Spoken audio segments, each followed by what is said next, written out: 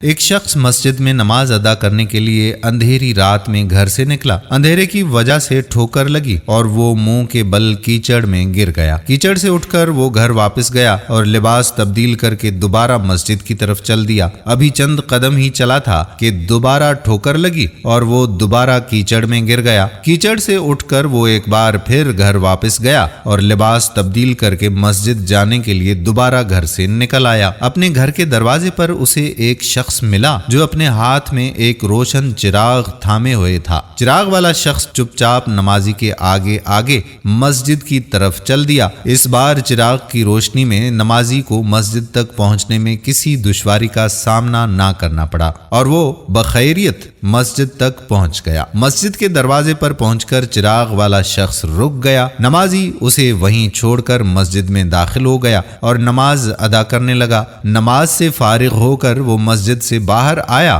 تو اس نے دیکھا کہ وہ چراغ والا شخص اس کا منتظر ہے تاکہ اسے دوبارہ چراغ کی روشنی میں گھر تک چھوڑ آئے۔ جب نمازی گھر پہنچ گیا تو نمازی نے اس اجنبی سے پوچھا کہ آپ کون ہیں؟ اجنبی بولا کہ سچ بتاؤں تو میں ابلیس ہوں۔ نمازی کی حیرت کی انتہا نہ رہی۔ اس نے پوچھا تجھے تو میری نماز رہ جانے پر خوش ہونا چاہیے تھا، پھر تو چراغ کی روشنی میں مجھے مسجد تک کیوں لایا؟ ابلیس نے جواب دیا کہ جب تجھے پہلی ٹھوکر لگی تو اللہ تعالیٰ نے تیرے عمر بھر کے گناہ معاف فرما دیے، جب دوسری ٹھوکر لگی تو تیرے سارے خاندان کو بخش دیا۔